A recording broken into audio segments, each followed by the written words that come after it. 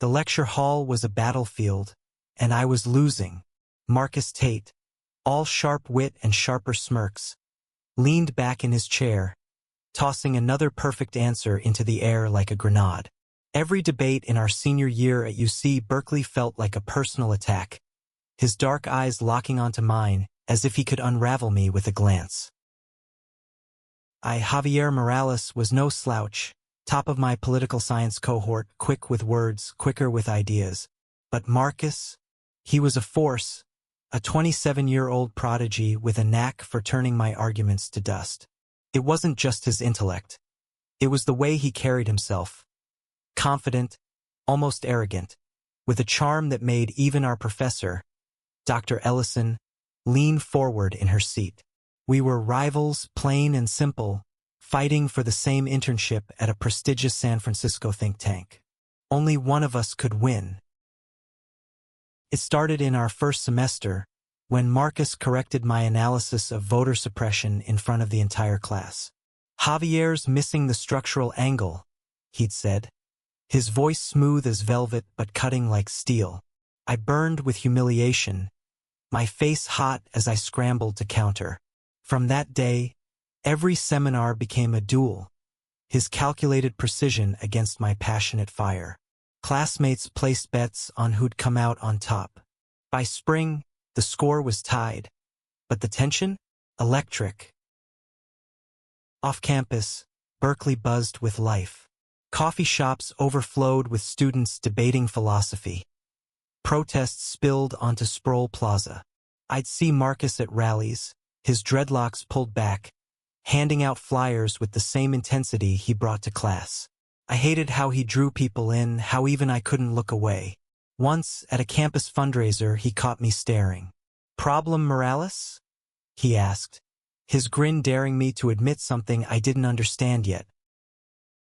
The internship decision loomed like a storm cloud. Dr. Ellison called us to her office one April afternoon, her desk cluttered with papers and empty coffee cups. "You're both exceptional," she said, her eyes flicking between us. "But the think tank wants one candidate. You'll present your final policy proposals next week. Winner takes it all." Marcus leaned forward, his elbows on his knees. "Game on, Javier." His voice was low, almost intimate, and it sent a shiver down my spine I couldn't explain. I nodded, my jaw tight. This wasn't just about the internship anymore. It was personal. That night I couldn't sleep. My tiny apartment in Oakland smelled of burnt coffee and desperation as I pored over my proposal. I wanted to tackle housing inequality, a crisis strangling the Bay Area. Marcus, I knew, would go for something flashier, maybe criminal justice reform, his pet topic. I imagined him in his own apartment, probably some sleek loft, crafting arguments to bury me. The thought made my chest tighten, but not just with anger. There was something else, something I wasn't ready to name. The presentation day arrived, the lecture hall packed with classmates and faculty. I went first, my slides crisp, my voice steady as I outlined a plan for affordable housing incentives. The room applauded, and I felt a flicker of hope. Then Marcus stood.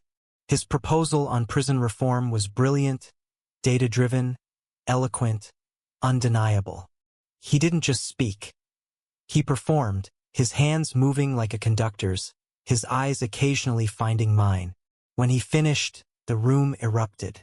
I clapped too, but my hands felt heavy. Dr. Ellison announced the decision the next day. "Javier, your passion was undeniable. But Marcus's proposal had the edge in clarity and impact." My stomach dropped. Marcus had won. He shook my hand, his grip firm, his expression unreadable. "Good fight, Morales," he said. I wanted to hate him, but all I felt was a hollow ache. Summer came, and I took a job at a local nonprofit while Marcus started at the think tank. I avoided campus haunts, nursing my bruised ego. But Berkeley was small and fate was cruel. One evening at a dive bar in the Mission District, I saw him, Marcus, alone at the counter, nursing a beer. He looked different, less guarded, his shoulders slouched. Against my better judgment, I walked over. "Didn't expect to see you slumming it," I said, sliding onto the stool beside him. He glanced up, surprised, then smirked. "Didn't expect you to show your face after I smoked you." I laughed, despite myself. We talked, first about the internship, then about everything else. His childhood in Chicago, mine in San Diego. His dreams of policy reform, my obsession with community organizing. The bar emptied, but we stayed, the air between us charged with something new. When he leaned closer, his knee brushing mine, I didn't pull away. Weeks passed, and our chance encounters became deliberate. Coffee at the pier, late-night walks through the Presidio. Each meeting peeled back layers of rivalry, revealing something raw and real. Marcus wasn't just my opponent anymore. He was someone I couldn't stop thinking about. One night, under a street lamp on Valencia Street, he stopped walking and faced me. "Javier," he said, his voice soft but urgent. "This isn't just talking anymore, is it?" My heart pounded. Could have lied, could have walked away.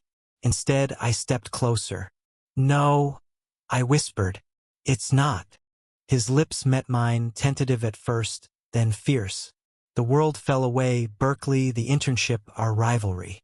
All that mattered was him, his warmth, the way his hand cupped my face like I was something precious.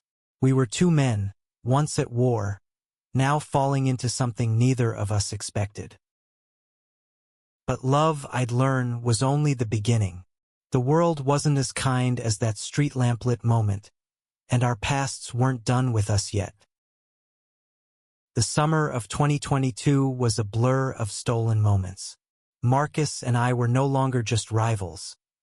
We were something undefined, exhilarating, terrifying.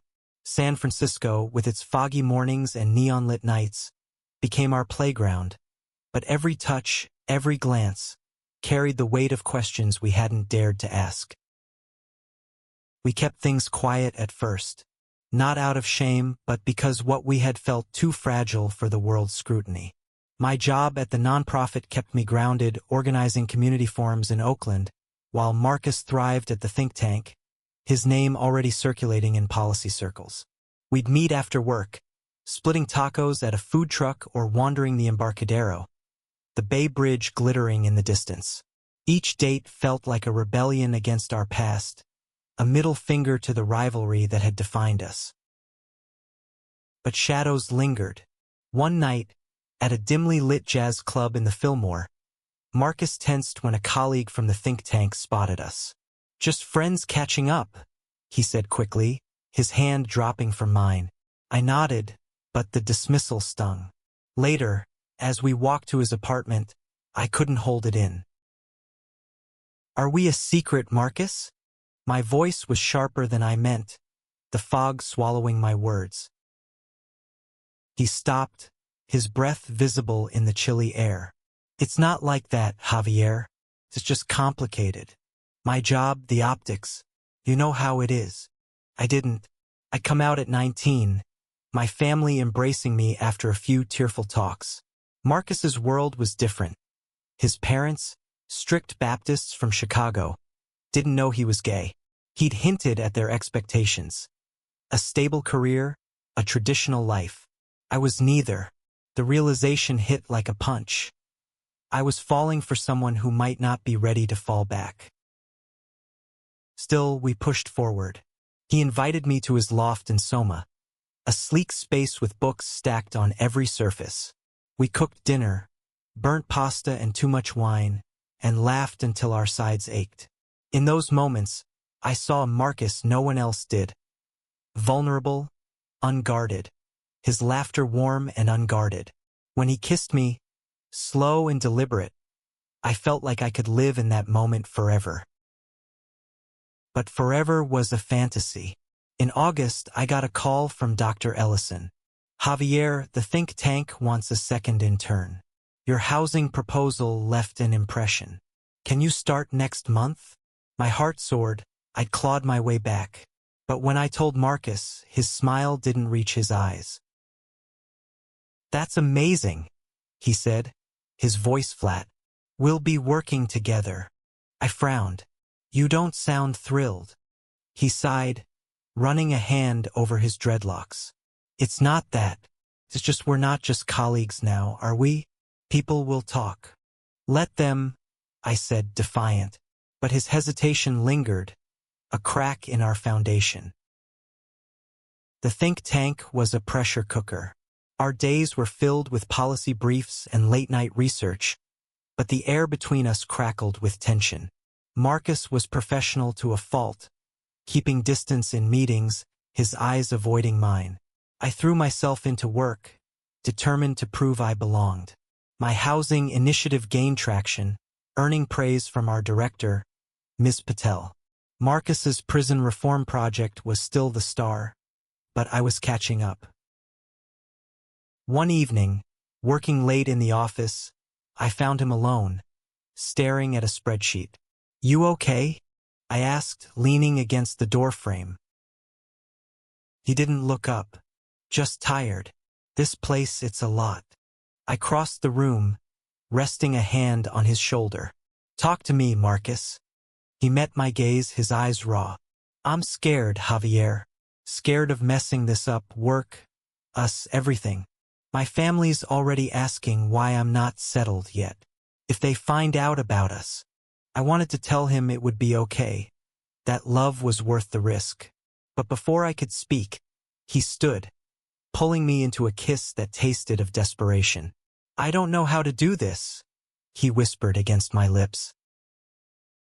"Then we'll figure it out together," I said, my voice steady despite the fear curling in my chest.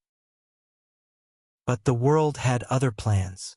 A week later, I overheard a coworker whispering about Marcus and that intern. Rumors were spreading, and Marcus's face grew tighter each day. When I suggested we go public, he flinched. "Not yet," he said.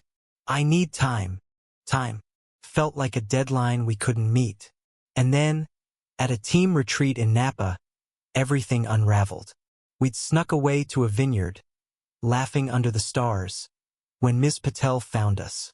Her expression wasn't judgment, but curiosity. "You two are close," she said, her tone neutral. Marcus froze, his hand pulling away from mine. "Just colleagues," he said too quickly. My heart cracked, but I stayed silent. Back in the city, he apologized, his voice breaking. "I panicked, Javier. I'm not ashamed of you. I don't know how to be this person yet." I wanted to fight for him, but doubt crept in. Was I enough? Could I wait for him to choose me over fear? As autumn settled over San Francisco, I realized love wasn't just passion. It was a battle, and we were both bleeding. Fall in San Francisco was cruel. Crisp air, golden light, and a city that felt too small for the distance growing between Marcus and me. His panic at the retreat had left a bruise on my heart, one I couldn't ignore. We still met, still kissed, still whispered promises in the dark. But his hesitation was a shadow we couldn't outrun. At the think tank, we were a power duo on paper. My housing project was gaining funding, and Marcus's reform proposals were being cited in local papers. But the rumors about us persisted, whispered in break rooms and sidelong glances. I didn't care, let them talk. But Marcus did. He'd tense when colleagues asked about his weekend, deflecting with vague answers. I wanted to scream, "I'm right here," but I swallowed it, hoping he'd find his courage. One October evening, we sat on a bench at Crissy Field, the Golden Gate Bridge looming in the distance. The wind carried the scent of salt and freedom, but Marcus's hands were restless. "My parents are visiting next week," he said, his voice low. "They want to meet my friends." I turned to him, my stomach twisting. "Am I one of those friends, Marcus?" He looked away, his jaw tight. "I want to tell them, Javier. I do. But they're traditional. They think I'm straight, that I'll marry a woman someday. If I tell them about us, it could break them." Break them, I snapped, louder than I meant. What about us? What about me? He reached for my hand, but I pulled back. I'm trying, Javier. I love you. I know that now. But I need you to be patient. Love. He'd said it, the word hanging between us like a lifeline. But patience? That was a currency I was running low on. I can't be your secret forever, I said, my voice cracking. I deserve more than that. He nodded, his eyes glistening. You do, and I'll get there. I promise. I wanted to believe him, but promises felt thin against the weight of reality. His parents arrived, and I met them as Javier, the colleague. They were kind, proud, oblivious to the storm inside their son. At dinner, Marcus laughed too loudly, his hand never touching mine. I left early, claiming a headache, but really, I couldn't breathe. Work became my refuge. I poured myself into the housing project, securing a grant that could fund new units in Oakland. Miss Patel called me into her office, her smile warm. You're making waves, Javier. There's a conference in DC next month, national stage. I want you to present. I beamed, but the thrill was bittersweet. Marcus was invited too, his reform work earning him a slot. We'd be together in DC, but what were we? Colleagues? Lovers? Strangers pretending? The conference was a whirlwind, packed halls, policy wonks, endless networking. Marcus and I shared a hotel room, a decision that felt reckless but inevitable. The first night we didn't sleep. We argued, then kissed, then argued again. I'm trying to be what you need, he said, his voice raw. But I'm terrified of losing everything. My family, my career, you. Then choose, I said, my heart pounding. Choose something, Marcus. Because I can't keep waiting for you to decide who you are. He pulled me close, his forehead against mine. I choose you, he whispered. I just need time to make it real. DC changed us. On the final night, we stood on the National Mall, the Lincoln Memorial glowing in the distance. Marcus took my hand, his grip firm, unapologetic. I'm going to tell them, he said. When we get back. I'm done hiding. My heart soared, but fear lingered. Coming out to his parents would be a battle, one I couldn't fight for him. But for the first time, I felt hope, real, fragile hope. Back in San Francisco, Marcus prepared to face his family. I offered to be there, but he shook his head. This is my fight, he said. But I need you to know I'm doing it for us. The night he told them, I waited in my apartment, my phone silent. Hours passed. When he finally called, his voice was hoarse. They didn't take it well, he said. They need time. But I told them I love you, Javier. I told them you're my future. I closed my eyes, tears falling. I'm proud of you, I whispered. But pride was only half the story. His parents' rejection cut him deep, and I felt it too. We were together, but the world was still pushing back, and I wondered if love alone could carry us through. Winter settled over San Francisco, blanketing the city in mist and uncertainty. Marcus's coming out had fractured his family. His parents stopped calling, their silence louder than any argument. He tried to hide the pain, but I saw it, in the way he stared at his phone, in the quiet moments when his smile faltered. I wanted to fix it, to shield him, but all I could do was hold him through the nights when he couldn't sleep. At the think tank, we were no longer a secret. After DC, Marcus stopped hiding, introducing me as his partner at a team meeting. The room went quiet, then Ms. Patel nodded, her approval subtle but clear. Some colleagues whispered, others offered hesitant smiles, but Marcus stood tall, his hand brushing mine under the table. It was a small victory, but it felt like a revolution. Our work thrived. My housing project secured a pilot program, and Marcus's reform proposals were influencing state policy. We were a team now, not rivals, our ideas stronger together. But success came with pressure. The think tank demanded more, longer hours, bigger stakes. We'd collapse into bed, too exhausted to talk, our intimacy reduced to fleeting touches. One night, over dinner at a tiny Thai place in the Castro, Marcus looked at me with an intensity that stopped my heart. Javier, I want a life with you, not just this work sneaking moments. I want everything. My fork froze midair. Everything. He nodded, his eyes steady. A home, a future, maybe a ring. The word ring hit like a tidal wave. I loved him, God, I loved him, but marriage? We were 27, barely navigating our own identities, let alone a world that didn't always welcome us. Marcus, are you sure? Your family, your career. I don't care, he said, his voice fierce.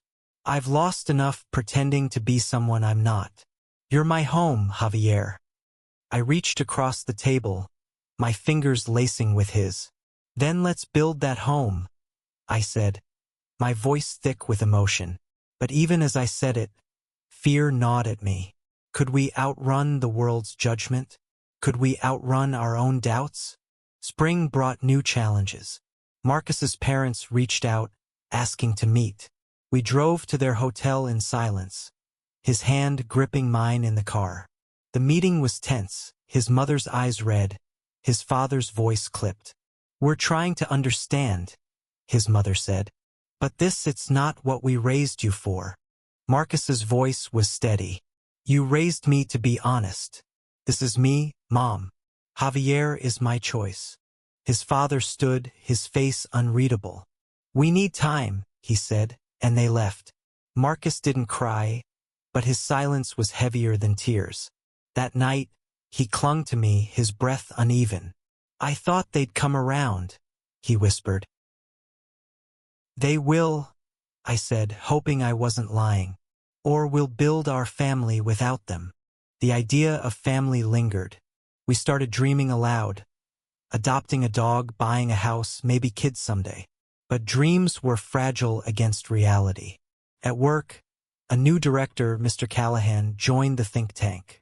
He was old school, his smiles cold, his comments laced with subtle disdain for diversity initiatives. Marcus and I felt his scrutiny, our relationship a liability in his eyes. One afternoon, Callahan called Marcus into his office. I waited outside, my stomach churning. When Marcus emerged, his face was pale. He wants me to lead a project in Sacramento, he said. 6 months. Alone. Alone, I echoed, my voice hollow. He thinks it's better if we keep things professional. Less distraction. Rage flared in my chest. He's splitting us up because we're together. Marcus nodded, his eyes dark. I told him no. I'm not leaving you. But the pressure didn't stop. Callahan piled work on Marcus, sidelined my projects. Whispers grew louder. Accusations of favoritism, of us being unprofessional. One night, Marcus snapped. Maybe we should cool off, he said, his voice breaking. Maybe this is too much. I stared at him, my heart in my throat. You don't mean that. He looked away, his hands shaking. I don't know what I mean anymore. The next day, I found a note on my desk. A formal warning from Callahan about workplace conduct. It was a warning shot, aimed at both of us. Marcus and I stood at a crossroads, our love tested by forces we couldn't control. I wanted to fight, to scream, to hold him until the world backed off. But as I looked at him, his eyes tired and uncertain, I wondered if love was enough to save us. The think tank became a battlefield, and Marcus and I were on the front lines. Callahan's warning hung over us, a guillotine waiting to drop. I saw the toll it took on Marcus. His shoulders hunched, his laughter rare.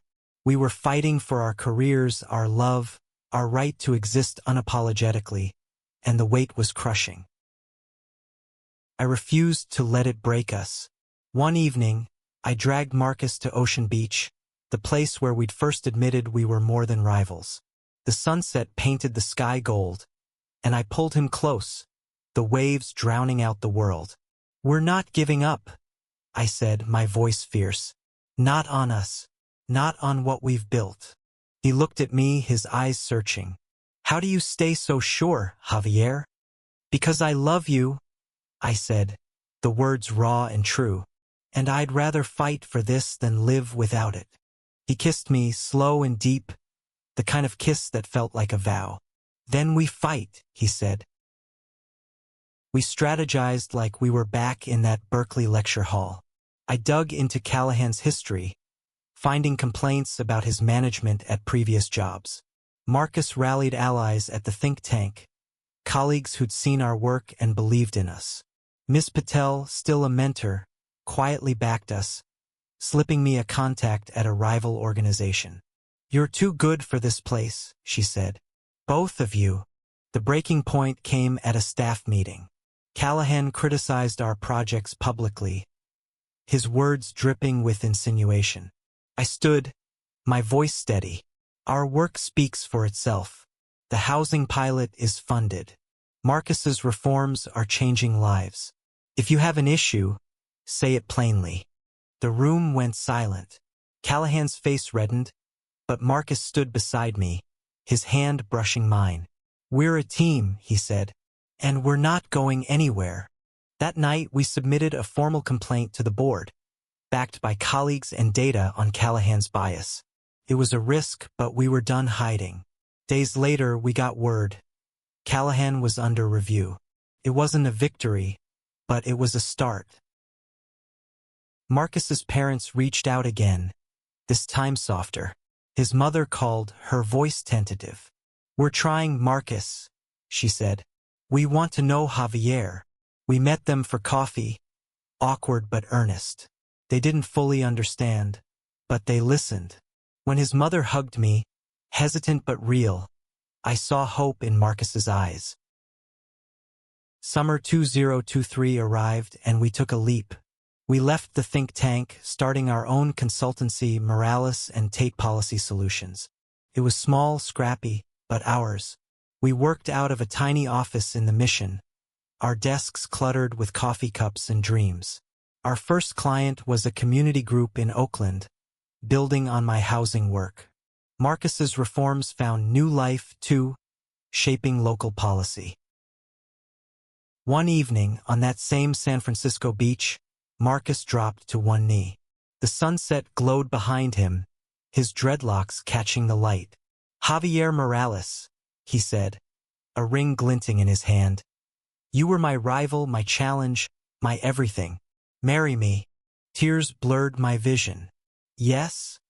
I whispered, pulling him up, kissing him as the waves roared approval.